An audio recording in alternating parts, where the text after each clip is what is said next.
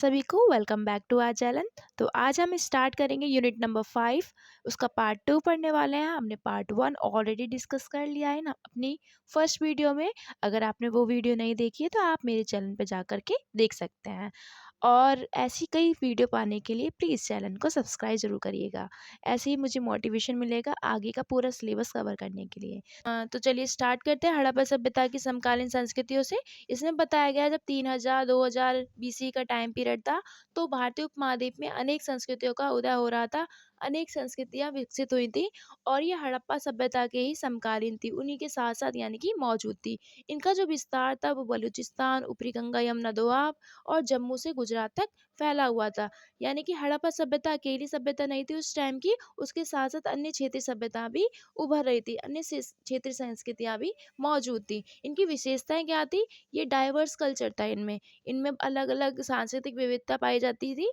और हड़प्पा के ये जहाँ पर हड़प्पा सभ्यताएं फैली थी उन्हीं के किनारों पर ये भी सभ्यताएं मिली हैं। और कई जगहों पर कुछ यहाँ के लोग शिकारी संग्राहक हुआ करते थे और उसके बाद में धीरे धीरे ये कृषि की ओर बदलना स्टार्ट हो गया, यानी खेती करना स्टार्ट कर दिया तो स्थायी जीवन भी स्टार्ट हो गया और धीरे धीरे ग्रामीण समाज का भी विकास होना स्टार्ट हो जाता है। फिर ये सामाजिक चेंजेस आते रहते हैं। तो सामाजिक चेंजेस आने के बाद में तो पहले लोग क्या होते थे, शिकारी समुदाय होते थे। धीरे धीरे उन्होंने कृषि पशुपालन स्टार्ट करा, स्थायी बस्तियां बनने लग गई और नई बस्तियों के साथ पुरानी स्थानों पर भी बसती रहीं। यानी कि नई नई बस्तियां भी बसती रहीं और पुरानी बस्तियां तो मौजूद ही थी ऑलरेडी, और नई नई चीज़ों को भी बनाना स्टार्ट कर दिया। तो ये सामाजिक चेंजेस आ रहे थे उस समाज में। समाज धीरे धीरे क्या हो रहा था, विकसित हो रहा था, कंटिन्यूटी हो रही थी, चेंजेस आ रहे थे। तो इसमें तो सांस्कृतिक निरंतरता में देख लेते हैं, यानी कि ये जो संस्कृतियां हमें दिखती हैं वो एक दूसरे से बिल्कुल अलग नहीं थी। थोड़ी बहुत उसमें सिमिलैरिटी दिख सकती है। तो कई जगह पुरानी और नई संस्कृतियां साथ साथ मिलती हैं, तो इससे हमें पता चलता है कि विकास एक क्रमिक प्रक्रिया था। यानी कि देखो, क्योंकि देखो हड़प्पा सभ्यता के साथ में अन्य संस्कृतियां उभरी हैं, तो एक तरीके से एक के बाद एक ऐसा नहीं है कि उनका टाइम पीरियड बहुत ही ज़्यादा डिफरेंस क्या हो। उनके साथ-साथ ही कुछ मौजूद थी और इनमें थोड़ा-सा सिमिलैरिटी भी देखी जा सकती है। तो चलिए स्टार्ट करते हैं उत्तर पश्चिमी क्षेत्र और लौह तकनीकी ताम्रपाषाण पृष्ठभूमि से। इसमें उत्तर पश्चिमी पाकिस्तान का जो इलाका है उसका टाइम पीरियड 2000 से लेकर के 1800 बीसी के आसपास में। पहले क्या था, नवपाषाण संस्कृति थी। इसके बाद में क्या हुआ, उसकी जगह लेना स्टार्ट कर देता है तांबा और कांसे। अब लोग तांबे और कांसे का यूज़ करते हैं और इसी को बोला गया था गांधार कब्र संस्कृति। अब इसे गांधार कब्र संस्कृति क्यों बोला गया? क्योंकि यहाँ पर पहाड़ी ढलानों पर बहुत विशाल कब्रों का समूह मिला है और इसके साथ ऐसी बस्तियां भी हैं जिनका निर्माण के लिए बहुत बड़े बड़े पत्थरों का, चौकोर पत्थरों का यूज़ किया जाता था। और यहाँ पर जो बस्तियां मिली हैं पहाड़ी इलाकों में, बसावट के प्रमाण भी मिलते हैं जो कि स्वात और चित्राल के बीच में आती हैं। तो कुछ स्थल है जो इम्पोर्टेंट है, वो ये वाले स्थल है, स्वात है, चित्राल है, ठीक है। और कुछ जगह जैसे है तिमारगढ़ है, बालमबात है और थाना है, पेशावर है। यहाँ की घाटियाँ हैं, यहाँ पे कुछ साक्ष्य मिलते हैं बस्तियों के, ठीक है। तो कश्मीर में बुरजोम है, गुफकराल है। तो इनकी ये भौगोलिक विशेषता यही है कि यहाँ पर पहाड़ी और घाटी क्षेत्र हैं। नदियों के आसपास इसकी बसावट मिलती है। सिंधु, झेलम, चिनाब, ये नदियाँ भी प्रमुख हैं जहाँ पे इनकी बसावट देखने को मिल जाती है। कश्मीर के मामले में देखें तो जो लौह तकनीक है उसका जो प्रारंभिक साक्ष्य हमें पता चलता है, कुछ स्थल हैं, गुफकराल है, बुरजोम है, ये दोनों ही कश्मीर के नवपाषाण और ताम्रपाषाण स्थल हैं।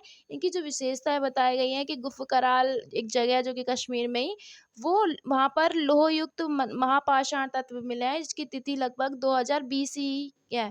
ईसा पूर्व ने यहाँ पर, ये बीसी है, हमेशा ये गलत टाइपिंग हो जाती है, बीसी है, ठीक है। यहाँ पर लोहे के प्रमाण में क्या मिला, एक सुई मिली है और छोटे से लोहे के टुकड़े मिले हैं। तो लोहे की वस्तु बहुत कम मिली है। तो यहाँ पर इससे ये पता चलता है कि लोहे का यूज़ था तो बट बहुत लिमिट मात्रा में था। लोहे तकनीक की शुरुआत हो चुकी थी लेकिन बहुत बड़े पैमाने पर यूज़ नहीं हो रहा था उसका।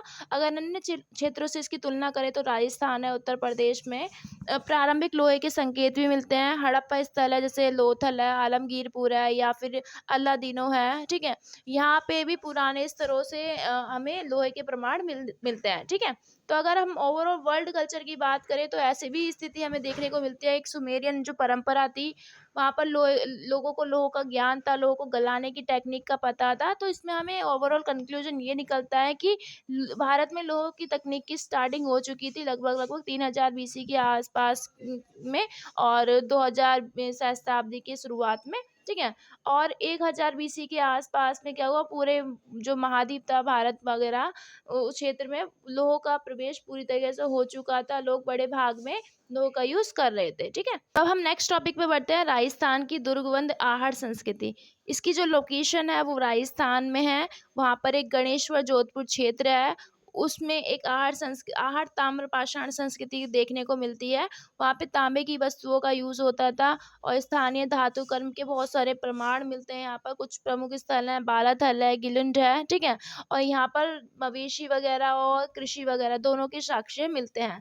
तो संस्कृति का प्रकार क्या है, ताम्रपाषाण संस्कृति है, तांबे के औजारों का यूज होता था। एग्रीकल्चर की बात करें तो फसलें उगाई जाती थी, गेहूं, जौ, ज्वार, तिल, चना, तीसी, ये फसलें उगाई जाती थी। पशुपालन भी होता था, इन पशुओं को पाला भी जाता था, गाय भैंस, भेड़ बकरी सुअर, इन सभी मवेशियों को पाला जाता था। इनकी हड्डियों के साक्ष्य मिले हैं बहुत अधिक मात्रा में। तो जंगली जानवरों में कई प्रकार के हिरण वगैरह देखने को मिल जाते हैं, और कछुआ है, मछली है, पक्षी है, इनके हमें साक्ष्य देखने को मिल जाता है, ठीक है। अगर हम अनाज की बात करें तो आर्थिक जीवन में अनाज को भंडारण किया जाता था, अन्न का भंडारण किया जाता था, बड़े बड़े मटकों का यूज किया जाता था, कृषि होती थी, पशुपालन, यानी कि ओवरऑल मिश्रित अर्थव्यवस्था की बात यहाँ पे हो रही है। अगर हम राजस्थान संस्कृति की पुरातात्विक विशेषताओं को देखें तो यहाँ पे दो चीज़ें खास तौर पर देखने लायक है। पहले यहाँ पर लोहे का आरंभिक यूज देखा जा सकता है। उदाहरण के लिए जो आहट संस्कृति के 3 चरण थे, उसमें से 2 चरण, दूसरा और तीसरा जो चरण है उसमें लोहे की 12 वस्तुएं मौजूद मिली है यहाँ पर।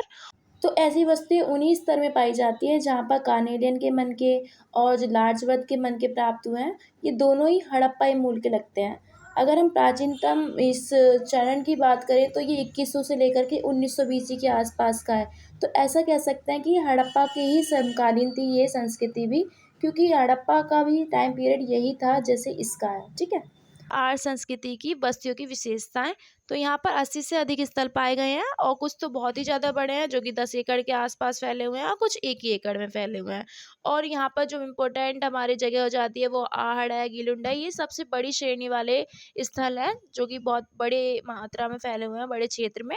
और इसमें कुछ बस्तियाँ के नाम भी हैं। वो पहले क्या थी, एकदम सिंपल तरीके से थी, फिर बाद में वो जटिल कॉम्प्लेक्स होती चली गई। एग्जाम्पल के यहाँ पे दिखा रखा है कि पहले बालाथल, जब दूसरी बालाथल एक जगह है, जब 2000 बीसी के आसपास में, जब शुरुआत में तो ये यहाँ पर साधारण से गांव थे। अब धीरे धीरे क्या हुआ, जब सेकंड फेज आया इसका, तो जो बस्तियां थी यहाँ पे थोड़ी सी जटिल होती चली गई। इनमें कई कमरों वाली भवन वगैरह दिखने लग गए थे। यहाँ पे संरचनाएं थी, भवनों की संरचनाएं, रसोई घर, भंडारण के लिए कुछ अलग अलग स्थान बनाए जाने लगे। तो इस टाइप से वो धीरे धीरे एकदम जटिल होते चली गई। तो सबसे रोचक बात यहाँ पर ये भी है कि जो बालाथल है ना, इसमें कई सारी ऐसी विशेषताएं हैं जिनमें हम हड़प्पाई बस्तियों के साथ जोड़ सकते हैं। यानी कि यहाँ पर ये जो बस्तियां मिली है ना, वो कुछ कुछ हड़प्पा से मेल खाती हैं, हड़प्पा सभ्यता की जो भवन निर्माण स्ट्रक्चर था उससे मेल खाती हैं।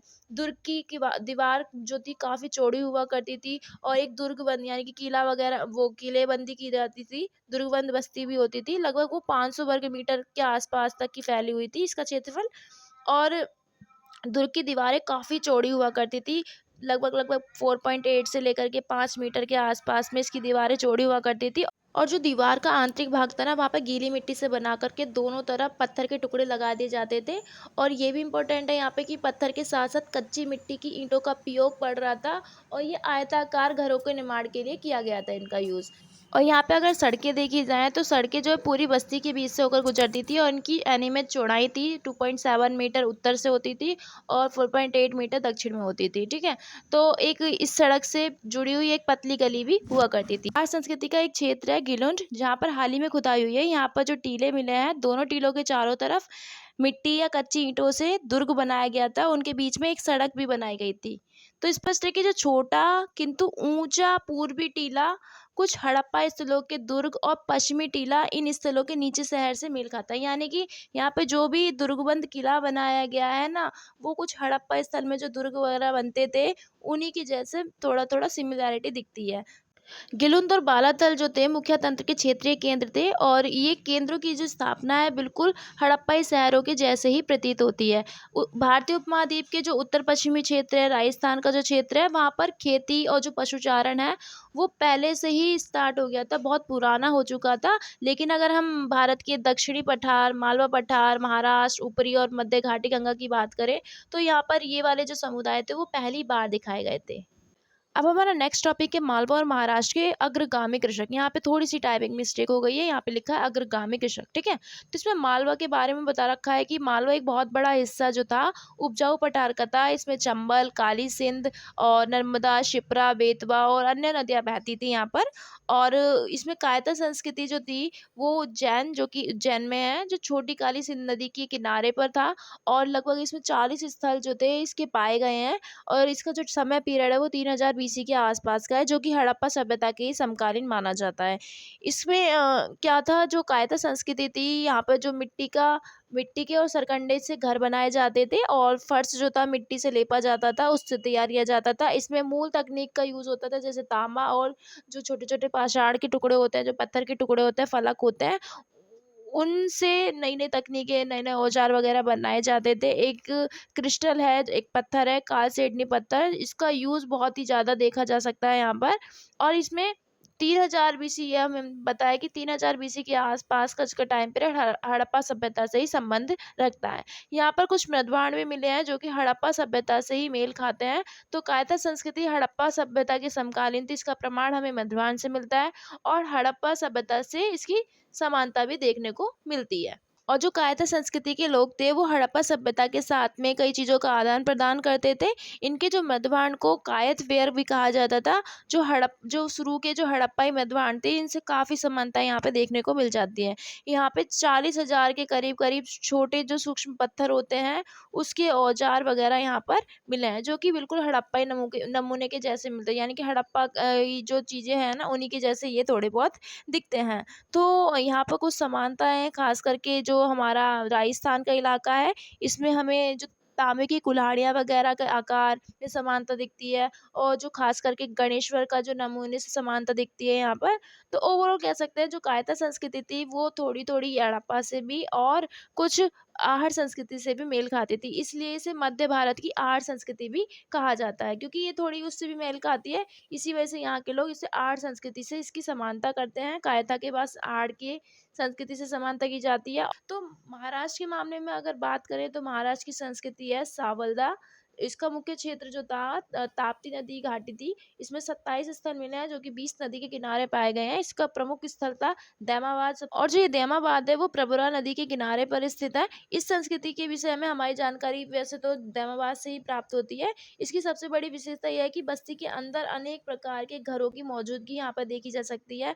इसमें ज़्यादातर घर 3 तरफ से बंद और एक तरफ से खुला हुआ होता था, जिसमें मिट्टी की कम ऊंचाई वाली दीवारें होती थी। और इसमें 2 घर हमें अलग-अलग दिखते हैं। एक घर में 3 कमरे और एक विशाल आंगन दिखता है। इसके 25 वर्ग मीटर फर्श पर अंगीठी के पास शंख से सजावट की गई है। तो इस टाइप के स्ट्रक्चर बताया गया है कि यहाँ पर कमरों की अलग-अलग स्ट्रक्चर देखने को मिलता है। जो कि दैमाबाद की बात कर रहे हैं, जो महाराष्ट्र की साइड की जो संस्कृति है, सावलदा संस्कृति, उसकी बात कर रहे हैं। और एक दूसरा टाइप का एक कमरा दिखाया है, दूसरे टाइप के स्ट्रक्चर दिखाया है भवन का, उसमें 2 कमरे होते थे। 2 कमरों वाला घर होता था जिसमें 5 गोलाकार अंगीठी बनी हुई होती थी। एक अंगीठी में एक गोमद यानी कि एजेड पत्थर का एक वहाँ पर एक लिंग पाया गया है। तो इसे पुरोहित का घर भी बोला जाता है, ठीक है। तो ओवरऑल निष्कर्ष ये निकलता है कि यहाँ पर विकसित कृषि समाज था, तांबे और पत्थर तकनीकों का यूज़ होता था, हड़प्पा से इसकी समानता थी। और इसमें जो घरों में डिफरेंस मिले हैं वो थोड़े से उसकी असमान दृष्टि को दर्शाते हैं। थोड़ा सा यहाँ पे अंतर है घरों में। हमारा नेक्स्ट टॉपिक है बिहार और दोआब के प्रथम किसान। इसमें बताया गया है उत्तर प्रदेश के दोआब क्षेत्र और बिहार के गंगा के मैदान, यहाँ पर ग्रामीण कृषक समुदाय का उदय हो रहा था, विस्तार हो रहा था। अब बिहार की स्थिति में देखें तो यहाँ पे प्रारंभिक नवपाषाण जो कृषक समूह था, वो कम विकसित हुआ था या कम प्रमाण मिलते हैं वहाँ पर। लेकिन अगर दक्षिण बिहार में हम बात करें तो वहाँ पे कुछ प्रागैतिहासिक साक्ष्य मिलते हैं। उत्तर बिहार में बहुत महत्वपूर्ण स्थल भी मिलते हैं, जैसे यहाँ पे प्रमुख स्थल के नाम भी दे रखे हैं।